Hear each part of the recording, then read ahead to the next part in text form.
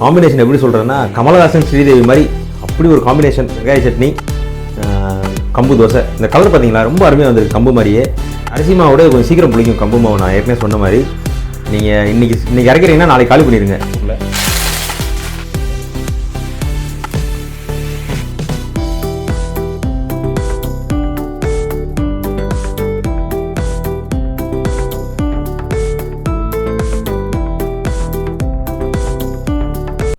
Hello friends, எல்லோரும் எப்படி இருக்கீங்க? இன்றைக்கி நம்ம சேனலில் ஒரு ரொம்ப உடம்புக்கு ரொம்ப நல்ல ஒரு ஆரோக்கியமான ஒரு ரெசிபி, கம்பு தோசையும் வெங்காய சட்னியும். இந்த கம்பு தோசை வந்து நிறைய பேர் கம்பு மாவு கடையில் வாங்கி அதை ரெகுலராக உங்கள் தோசை மாவில் கலந்து சுடுறதாகவும் கேள்விப்பட்டேன். சிலர் அப்படி இல்லாமல் அரிசி மாவோடு சேர்த்து போட்டு கம்பு ஆட்டி பண்ணுறதாகவும் கேள்விப்பட்டேன். அரிசியே இல்லாமல் வெறும் கம்பு உளுந்து மட்டும் வச்சு இன்றைக்கி நம்ம கம்பு தோசை பண்ண போகிறோம். ரொம்ப உடம்புக்கு நல்லது. குழந்தைங்களுக்கு கண்டிப்பாக கொடுங்க. சட்னி ஒரு ஸ்பெஷல் சட்னிங்க. குயிக்காக வேலை முடிகிற மாதிரி உங்களுக்கு ரொம்ப ஈஸியான ரெசிபி தான் இன்றைக்கி போட்டிருக்கேன். இந்த கம்பு தோசையில் இன்னொரு ஸ்பெஷாலிட்டி, எப்போயும் நம்ம வந்து தோல் நீக்கின பாலிஷ்டு உளுந்து போட்டு தான் இட்லி தோசை மாவு எல்லாம் நான் சொல்லி கொடுத்துருக்கேன். இந்த தோசையில் உளுந்த தோலோடே போட போகிறோம். அதில் தான் ஃபைபர் சத்து ரொம்ப அதிகமாக இருக்கதா படித்தேன். அதனால தான் இன்றைக்கி அந்த மாதிரி பண்ண போகிறோம். வாங்க தேவையான பொருளை எல்லாம் சொல்கிறேன். ஒரு பாத்திரத்தில் 3 டம்ளர் கம்பை ஃபஸ்ட்டு அளந்து எடுத்து வச்சுக்கோங்க. எந்த டம்ளரில் 3 டம்ளருக்கு நம்ம கம்பு எடுத்தோமோ அதுலேயே 3/4 டம்ளர் கரெக்டாக இந்த அளவு எடுத்திருக்கேன். தோலோட உளுந்து, 1 டீஸ்பூன் அளவுக்கு வெந்தயம். இப்போ நம்ம அளந்து வச்ச 2 இங்கே இருக்கா, இந்த கம்பை தனியாக அப்படியே வைங்க. இந்த உளுந்தில் முங்குற அளவுக்கு தண்ணி ஊற்றி நல்லா அலசுங்க. ஒரு 2 தடவை கழுவுனா போதும். கழுவி வச்சுட்டேன். நல்லா தண்ணி ஊற்றி ஒரு 2 மணி நேரத்துக்கு அது பாட்டு ஊறட்டும். மூடி போட்டு வச்சுக்கோங்க. அளந்து வச்ச கம்பை ஒரு மிக்சி ஜாரில் போட்டு ஃபைன் பவுடர் அரைச்சிடுங்க. திரும்ப சொல்கிறேன், ஃபைன் பவுடர், தண்ணி ஊற்றக்கூடாது. Powder ready. இந்த மாதிரி இப்போ நான் பவுடர் அரைச்சிட்டேன். ஒருவேளை உங்கள் மிக்சி ஜாரில் ஃபைன் ஆகலை, கொஞ்சம் குறைன்னு இருக்குது அப்படின்னு சொன்னீங்கன்னா, வந்துச்சுன்னா அதுக்கு ஒரு வழி இருக்குது. அதை நான் மாவாட்டும்போது உங்களுக்கு காட்டுறேன். இப்போ ஊற வச்சு ஒரு 2 மணி நேரம் ஆச்சு.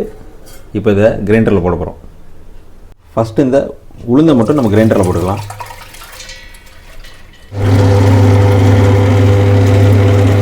அரைச்ச கம்பு பொடியை ஒரு பாத்திரத்தில் போட்டு வைங்க.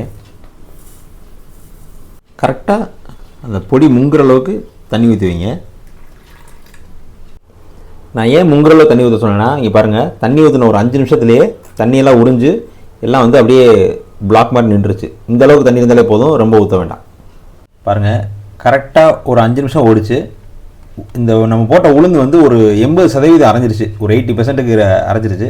இப்போ நம்ம ஊற வச்ச அந்த கம்பு பொடியை போட்டுடலாம். இந்த ஊற வச்ச கம்பை வந்து கொஞ்சம் கொஞ்சமாக போட்டு கிரைண்டரை நீங்கள் பார்த்து ஆன் பண்ணிக்கோங்க.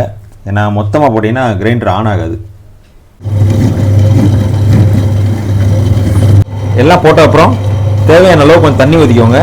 நீங்கள் எப்போயும் தோசைக்கு ஆடுற அளவு தண்ணி தான். இப்போது நல்லா ஃபைனாக ஓடிடுச்சு. இப்போ ஆஃப் பண்ணிடலாம். இப்போ ஒரு பாத்திரத்தில் மாற்றிட்டு உப்பு போட்டு வச்சிடலாம். மாவை பாத்திரத்தில் எடுத்ததுக்கப்புறம் தேவையான அளவு உப்பை போட்டு நல்லா கையை வச்சு கிண்டுங்க. நல்லா உப்பு கரையட்டும். உப்பு போட்டு கலக்கியாச்சு. இப்போ மூடி போட்டுடலாம். எப்போயும் தோசைக்கு மாவு பொங்குற மாதிரி நல்லா பொங்குனதுக்கப்புறம் நம்ம தோசை சுடலாம்.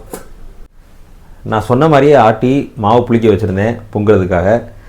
இப்போ நான் இருக்கிற வந்து ஹைதராபாத், பயங்கரமான குளிராக இருக்குது. அதனால் மாவு ரொம்ப ஸ்லோவாக தான் பொங்குச்சு. ஒரு அளவுக்கு தான் புளிக்க வைக்க முடிஞ்சிச்சு. ஏன்னா இப்படியே விட்டோன்னா ரொம்ப புளிச்சிரும் மாவு. கம்பு மாவு ஜென்ரலாகவே சீக்கிரமாக புளிச்சிரும். நீங்கள் மதுரை, நம்ம ஊர், சென்னையில் எங்கேருந்து பண்ணிங்கன்னா நீங்கள் எப்போயும் தோசை மாவு எப்படி பொங்கி மேலே வருதோ அந்த அளவுக்கு பொங்க வச்சுருங்க.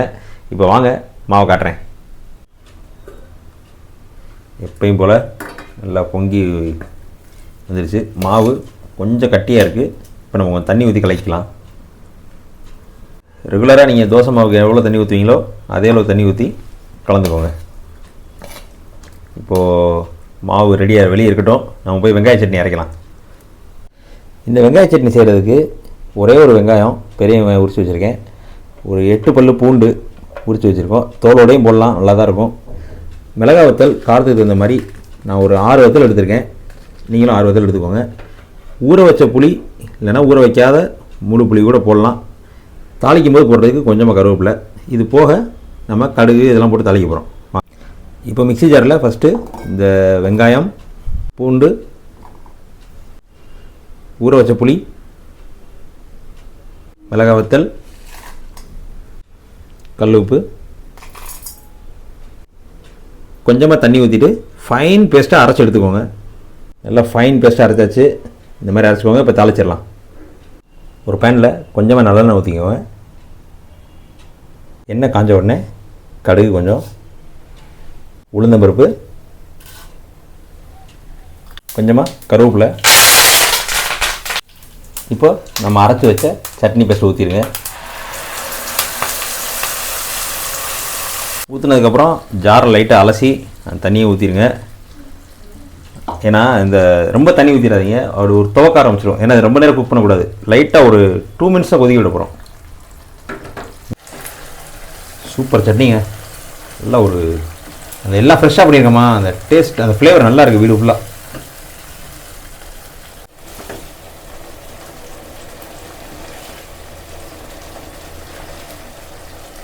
ஒரு 2 நிமிஷம் கொதிச்சிருச்சு. இப்போ கொஞ்சம் காயத்தூள் போட்டுக்கலாம்.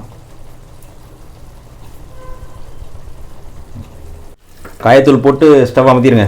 தோசையை சுட்டு சாப்பிட்டு தூங்குவோம். ரொம்ப லேட் ஆயிடுச்சு. உங்களுக்கு முருகலான தோசை வேணுமா, இல்லை கொஞ்சம் திக்காகவே ஊற்றி சாப்பிட்டாலும் நல்லாயிருக்கும். எனக்கு இப்படி சாப்பிட்றது தான் பிடிக்கும், இந்த சட்னி கூட திக்காக. வாவ், கலர் சூப்பராக வந்திருக்கு. தோசை ரெடி. நான் எதிர்பார்த்ததை விட நல்லா வந்திருக்கு. உள்ளேயும் பாருங்கள், சூப்பராக இருக்குது. கலர் பார்த்தீங்களா, நம்ம கம்போட ஒரிஜினல் கலர் வந்துருச்சா. நீங்கள் அரிசி மாவில் போட்டிங்கன்னா இந்த மாதிரி வராது. சட்னி வச்சுருவோம்.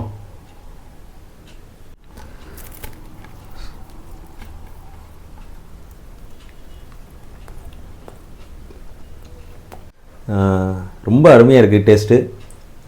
காம்பினேஷன் எப்படி சொல்கிறேன்னா, கமலஹாசன் ஸ்ரீதேவி மாதிரி அப்படி ஒரு காம்பினேஷன். காரமான ஒரு வெங்காய சட்னி, கம்பு தோசை. இந்த கலர் பார்த்தீங்களா, ரொம்ப அருமையாக வந்திருக்கு கம்பு மாதிரியே. ஆனால் ஒரே ஒரு விஷயம் நீங்கள் நோட் பண்ணணும். நான் கரெக்டாக ஒரு 6 மணி நேரம் 7 மணி நேரம் தான் புளிக்க வச்சுருக்கேன். கரெக்டாக புளிச்சிருச்சு. நீங்கள் அரிசி மாவோட கொஞ்சம் சீக்கிரம் புளிக்கும் கம்பு மாவு. நான் ஏற்கனவே சொன்ன மாதிரி நீங்கள் இன்றைக்கி அரைக்கிறீங்கன்னா நாளைக்கு காலி பண்ணிடுங்க. நம்ம அரிசி மாவு மாதிரி ரொம்ப நாள் வைக்க முடியாது. ரொம்ப ஒரு சத்தான சாப்பாடு. வீட்டில் இருக்க எல்லாருக்கும் செஞ்சு கொடுங்க. நீங்களும் சாப்பிடுங்க. ஆரோக்கியமாக இருங்க. Tata, bye by.